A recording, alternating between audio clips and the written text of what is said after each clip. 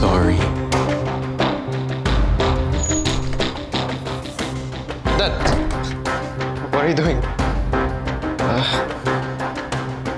Ba't niyo tinitingnan yung profile ni Princess?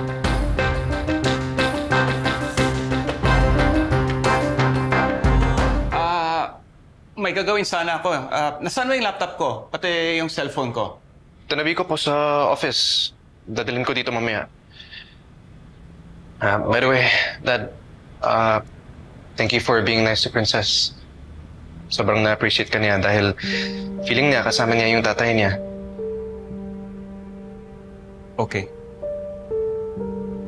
Di bale, pagbalik ni Princess dito, baka ma-meet mo din yung nanay niya. Sobrang bait din yun. Magkakasundo kayo. Saka na, pag labas ko na ng hospital, ayoko muna ng bisita. It's okay, Dad. Kakalabas lang din yung nanay niya sa kulungan. Nakulong siya dahil sa scam. Kahit wala siyang kasalanan. Nag-promise din ako kay Princess na tutulungan ko siya hanapin yung Donald, yung nag-scam sa kanya. Wag na, wag na. Bakit? Wag ka na makialam sa problema ng pamilya nila. Baka madamay ka pa. Dad, wala naman ibang tutulong kay Princess kundi ako.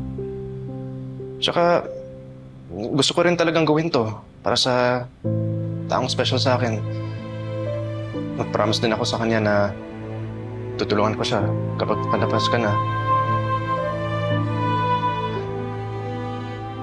Anyways, I have to go na.